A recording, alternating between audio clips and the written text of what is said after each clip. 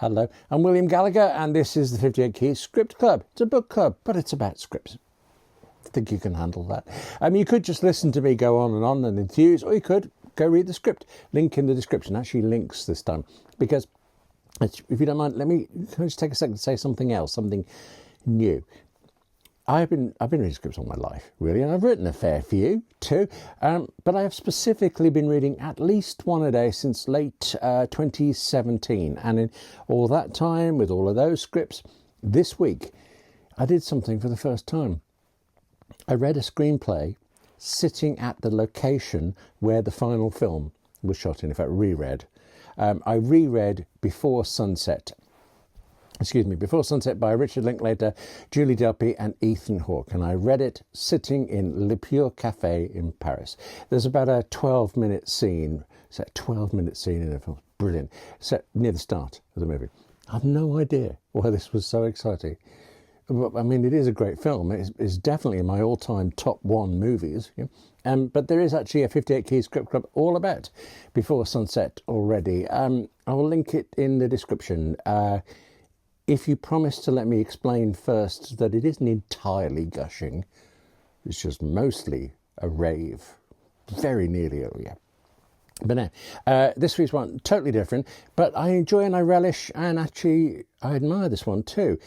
And I'm also chastened by what it has told me as a writer about what you can afford to take out and lose. The script this time is Give Me a Ring Sometime by Glenn and Les Charles. It's the pilot episode of the sitcom Cheers. Absolutely superb writing, so tightly constructed and yet feeling, and when you watch as well, so loose and natural.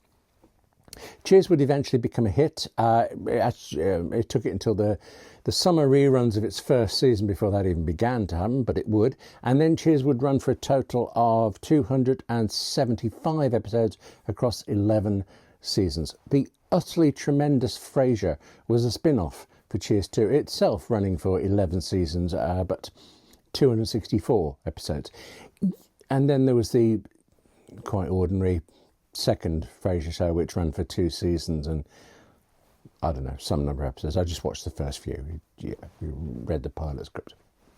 But pilot scripts, so hard, always so hard. They can, they can just be a regular episode. It's like, let the viewers pick up on the characters and what's going on as they watch. And, actually that seems sensible in so many ways, because certainly before streaming, the chances were you were always much more likely to catch a show somewhere later in its run than you ever were to land on its pilot first go. But still, most pilots take it as the first story. They set up the world, they set up their characters, and then they send us off into the series. But they have to do all of that. They have to do it very, very well. They've got to be superb at it or nothing happens. But then at the same time, they also have to be equally superb at making the pilot work as a story by itself. With a comedy, it's also got to be funny, hasn't it? It's like a pilot has to be 2 shows in one. The setting up kind of show and the example of what the rest of the series episodes are going to be. On the page, Cheers does this, I think seemingly effortlessly. And on screen, it's actually better for a particular reason. Cheers was set in a bar in Boston, okay, and as originally planned and as originally written, the bar was to have 4 staff and, amongst a steady flow of customers in and out, there would be 3 more regulars. That's 7 people, isn't it? 7 characters, 4 and 3, yeah, each one of which had to be introduced in the pilot episode. And they all are introduced in the pilot episode on the page. On screen, there are only 2 regulars because one of them was cut. Now, this isn't a writing thing per se, because she wasn't cut at the script stage. Actually, she wasn't cut on the filming stage, different use of the word stage there. She wasn't cut. Actor Margaret Wheeler played Mrs. Littlefield in the pilot of Cheers, and she was filmed. In fact, she's in the pilot episode as aired, but you really have to look. Here she is on the page. Here's her introduction as it was in the script. Mrs. Littlefield there is described as an elderly lady in a wheelchair. As it goes on, you realise more and more she's obnoxious, I think racist, deeply unpleasant, and I think she's also just not funny. I mean, I want to say that way, I think, because, well, I do, but also because you see this in reading scripts of a show, whenever something like a line or a scene is cut from a show, when you then read it in the script, it somehow feels wrong. It was superfluous, certainly, which might be why it was cut, but also it can just be that maybe the final aired version so well that the difference jars. Mrs. Littlefield jars a lot. I mean, the odds are that actually she was cut for time, because sitcoms had to hit a very precise duration on broadcast television back then. But then they never brought her back for future episodes, which, I mean, it's a shame for Margaret Wheeler, but, she did go on to do guest spots, getting on for about a further 20 shows in the rest of her career. It is fascinating, though, reading her lines and trying to match the tone of those to the tone of all of the other characters. But actually, maybe more fascinating is watching how she has been excised from the final episode. I do believe very much that the last draft of a script is written in the editing room, but here it is so clearly true. You've got to watch this. Watch the episode, and now you know she's there. You will see Mrs. Littlefield in the back, and you'll see it often enough. But there is also just this one particular scene where all she was supposed to say was, "Thank you, dear," but she doesn't even get to say that. Carla, if you don't know the show, Carla is many things, but a waitress in the bar. She brings Mrs. Littlefield a drink whilst also talking with Diane, another series regular. As aired, Carla and Diane would have, well, no, actually they do. They have a brief chat, and it's funny, it's very good, it's tightly written, good joke in the middle. But if you look exceptionally closely, you will see that a drink disappears from Carla's tray during the conversation. And of course it disappears because the sequence of her turning to give it to Mrs. Littlefield, being thanked and turning back, has been cut. You cannot miss it once you know it's there.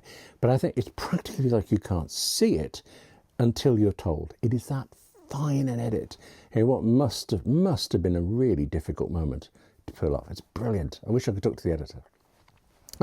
Curiously, actually, the script to the pilot of Frasier, the good one, it's annoying now that you have to say, you've got to specify, you mean the good Frasier series.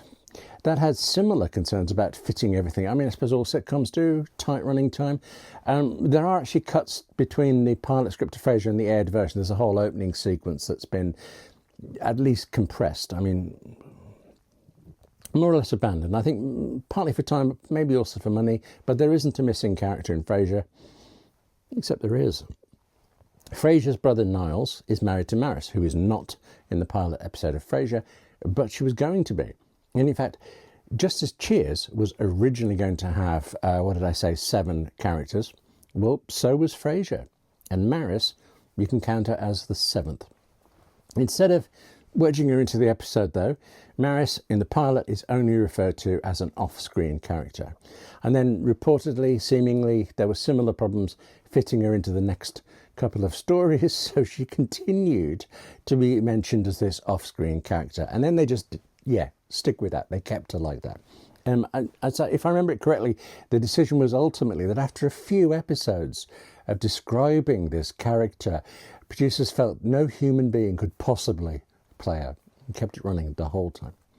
And Maris constantly being off-screen, I mean, it was such a simple idea, but it gave us some of Frasier's many tremendous moments. Although the thing is, this is Frasier. Seriously, that show, too many superb moments to count.